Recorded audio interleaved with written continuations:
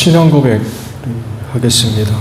나는 전능하신 아버지 하나님 천지의 창조주를 믿습니다. 나는 그의 유일하신 아들 우리 주 예수 그리스도를 믿습니다. 그는 성령으로 잉태되어 동정녀 마리아에게서 나시고 본디오 빌라도에게 고난을 받아 십자가에 못 박혀 죽으시고 장사된 지 사흘 만에 죽은 자 가운데서 다시 살아나셨으며 하늘에 오르시어 전능하신 아버지 하나님 우편에 앉아 계시다가 거기로부터 살아있는 자와 죽은 자를 심판하러 오십니다. 나는 성령을 믿으며 거룩한 공교회와 성도의 교제와 죄를 용서받는 것과 몸의 부활과 영생을 믿습니다. 아멘. 254장 찬송합니다.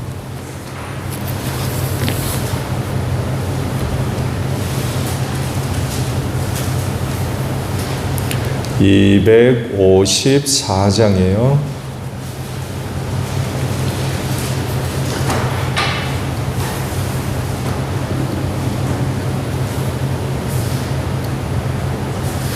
내 주의 보혈은 정하고 정하다. 내 죄를 정케 하신 주 나로라 하신다. 내가 주께로 지금 가오니 십자가의 보혈로 날 씻어 주소서. 약하고 주해도 주께로 나가면 힘 주시고 내 주함을 곧 씻어 주시네. 내가 주께로 지금 가오니 십자가의 보혈로 날 씻어 주소서. 나로라 하심은 온전한 믿음과 또 사랑함과 평안함 다 주려 함이라. 내가 주께로 지금 가오니 십자가의 보혈로 날 씻어 주소서. 큰 죄인 복받아 살기를 얻었네. 한없이 넓고 큰 은혜 베풀어 주소서. 내가 주께로 지금 가오니 십자가의 보혈로 날 씻어 주소서. 그 피가 맘속에 큰 증거 됩니다. 내 기도 소리 들으사 다 허락하소서. 내가 주께로 지금 가오니 십자가의 보혈로 날 씻어 주소서. 아멘. 히브리서 10장입니다. 오늘 아침에 보실 말씀 히브리서 10장 16절에서 25절까지 보겠습니다. 주님께서 말씀하신다. 그날 이후에 내가 그들에게 세워줄 언약은 이것이다. 나는 내 율법을 그들의 마음에 박아주고 그들의 생각에 새겨주겠다.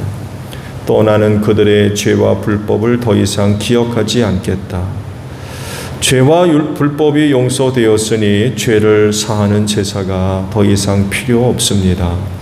그러므로 형제자매 여러분, 우리는 예수의 피를 힘입어서 담대하게 지성소에 들어가게 되었습니다. 예수께서는 휘장을 뚫고 우리에게 새로운 살 길을 열어주셨습니다. 그런데 그 휘장은 곧 그의 육체입니다.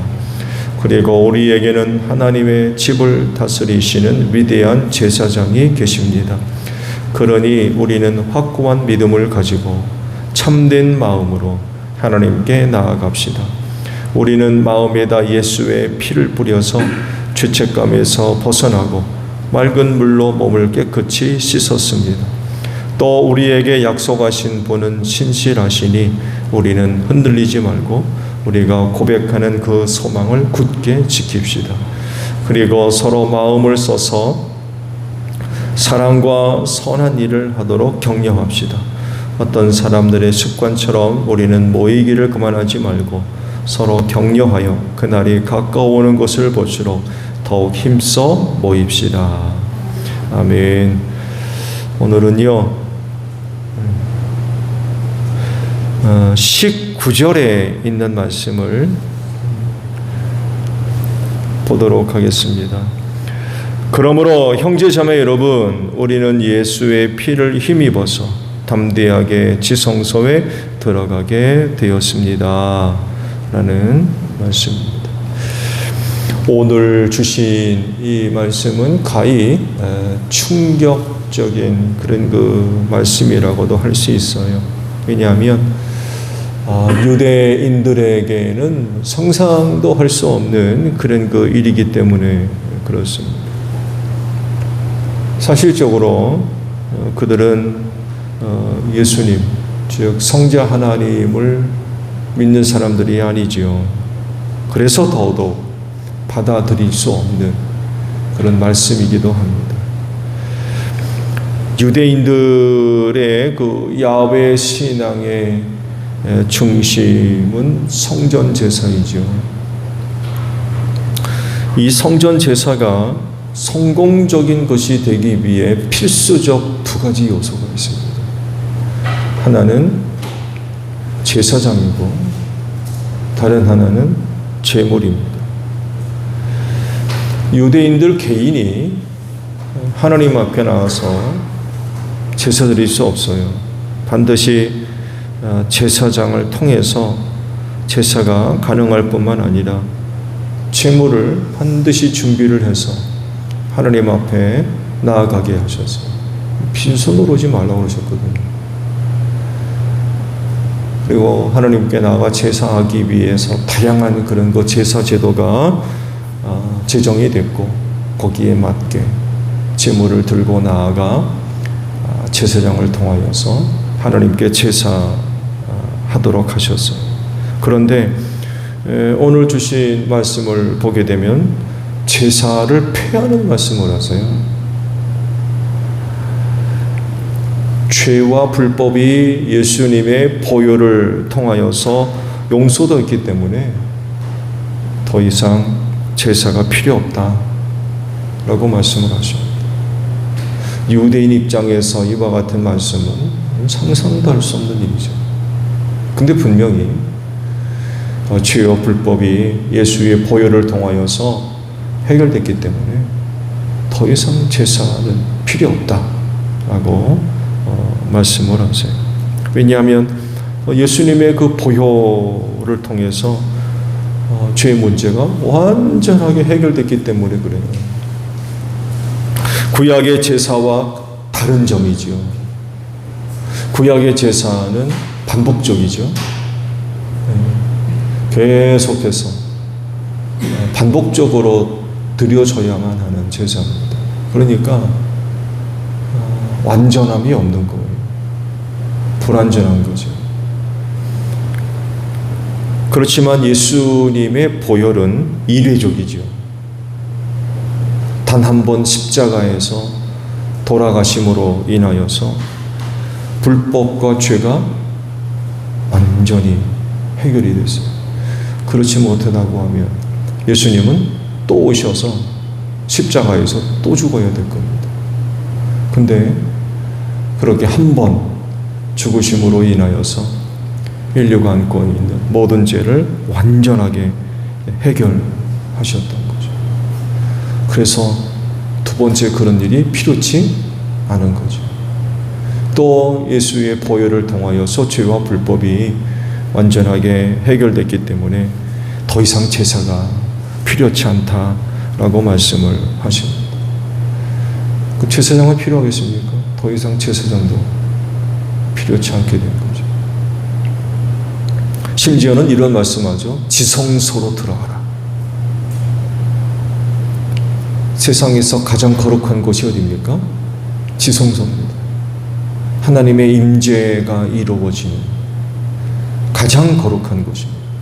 가장 거룩한 곳이기 때문에 죄인된 인간은 접근이 불가였습니다. 허락이 안 된 것이에요. 허락이 됐다면 단 한 사람, 대제사장, 그것도 1년에 한 번, 대속죄일에 그곳에 들어갈 수 있었어요. 다른 날은 용납이 안 됐죠. 너무나도 거룩한 곳이기 때문에 인간 접근이 제한된 그런 곳이었어요. 그런데 그곳으로 들어가라 라고 말씀하셨어요. 말씀드린 대로 유대인 입장에서는 놀랄 일이죠. 놀랄 일. 근데 그럼에도 불구하고 지성소로 들어가라 라고 말씀을 하고 계십니다. 어떻게 들어갈 거냐 라고 할 때 예수의 피를 힘입어서 예수를 통하여서 그만큼 예수님의 보혈에는 놀라운 은혜가 있다는 거죠.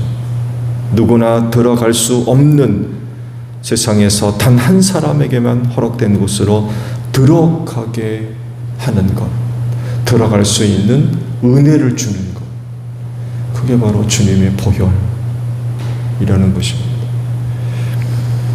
제사장도 이곳에 들어가려면요, 개인적으로 속죄제를 드리고 정결 예식을 거치고 들어갔습니다.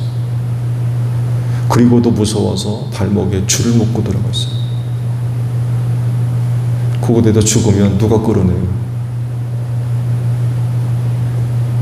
1년에 단 한 번 허락된 곳인데 그 누가 들어가냐고요?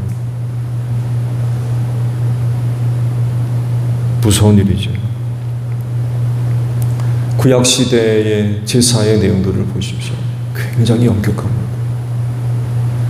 굉장히 엄격한 게 아니라 철저하게 엄격합니다. 하나님의 거룩과 접촉되는 그런 거 부분이 발생하면 하나님의 반응은 즉각적이었습니다. 우사가 법궤에 손을 댔다가 그 자리에서 죽었습니다. 철저했습니다. 그러다 보니까 하나님의 거룩과 관련된 일도 허락된 사람들 이외에는 손을 대질 않았습니다. 레위 지파 모든 사람들이 누구나가 다 맘 내키는 대로 여기다 손대고 저기다 손대고 여기 들어갔다가 저기 들어갔다가 천만의 말씀. 자기들에게 허락된 것 이외에는 손을 대지를 않았습니다. 그만큼 엄격했습니다. 철저했다는 거죠. 지성소가 바로 그런 곳이에요.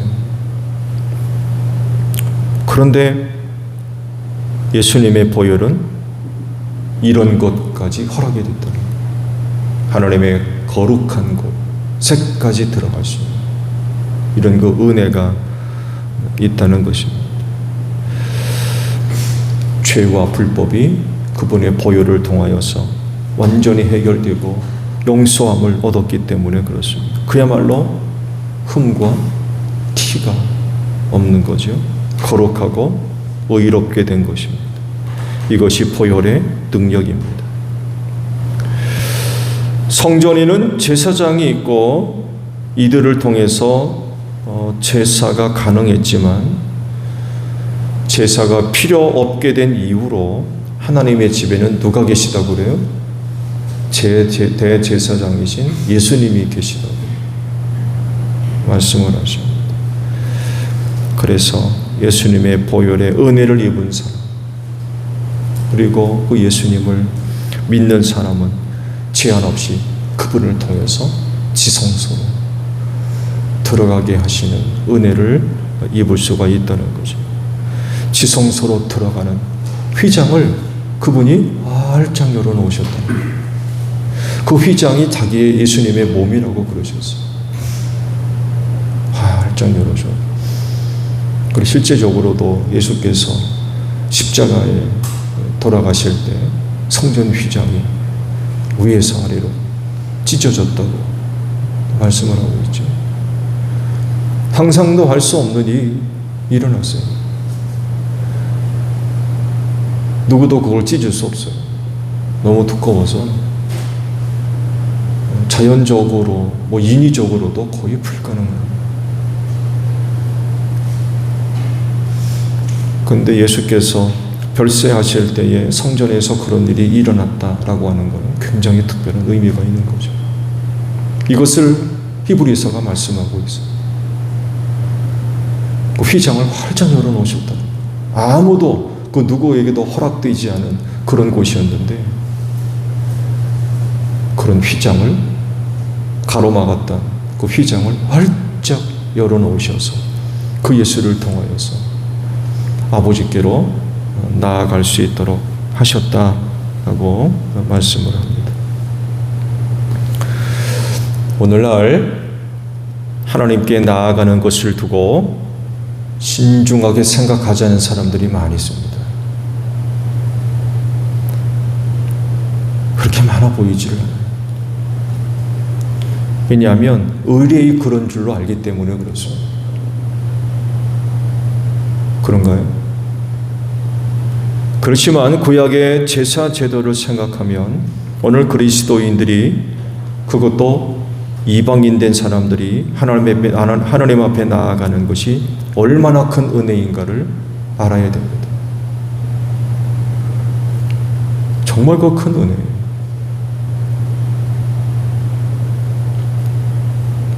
그만큼 예수를 통해 베풀어진 은혜가 크다는 것입니다.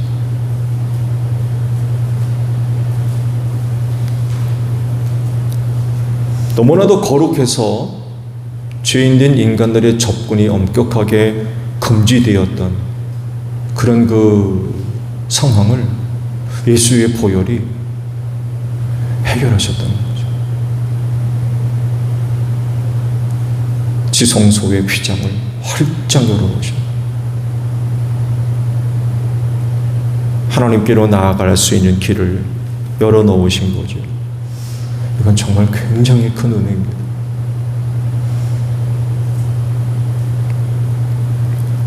그러므로 하나님을 예배해야 할 사람들은 예수를 믿는 믿음을 소중하게 간직해야 됩니다.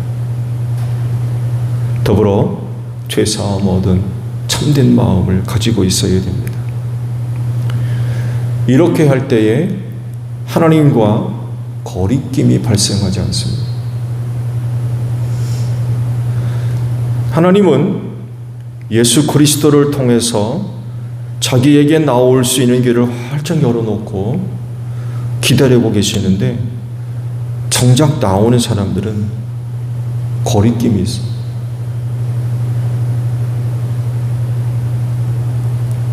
그 하나님이 기뻐하시겠습니까?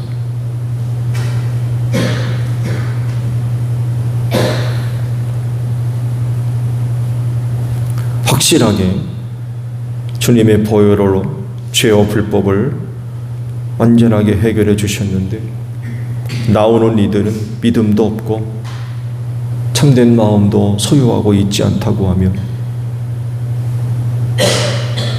그 거리낌 때문에 어떻게 하나님과 참된 교제가 가능하겠어요?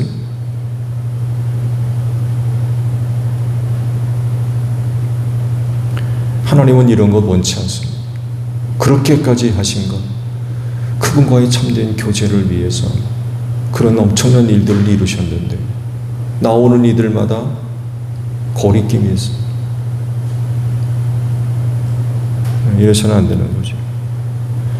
하나님은 자기를 찾는 자들과 사랑의 관계, 친밀한 교제를 바라십니다. 그래서 아버지가 되어 주셨어요. 우리는 그분의 자녀 삼아 주시고,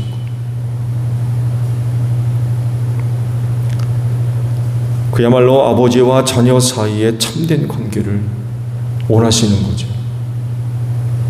그러므로 하나님께로 나아가는 자는 확고한 믿음과 참된 마음을 갖고 있어야 됩니다. 그래야 거리낌이 발생하지 않습니다. 인간들 사이에도 거리낌이 있게 되면 그 참된 관계가 이루어집니까? 그건 불가능한 겁니다. 하물며 하나님과의 관계에는 두말할 것도 없는 겁니다. 조금이라도 죄와 또한 불법에 얽매이고 눌려 있어서는 안 되겠죠. 확고한 그런 그 믿음, 이것이 바로 이런 그 문제를 해결하는 키입니다. 확고한 믿음만 있으면 그런 것들로부터 눌려 있을 이유가 없는 거죠. 그래서 하나님께로 나아가는 자는 믿음이 있어야 돼요. 믿음으로 나아가야 돼요. 믿음 갖고 가야 됩니다.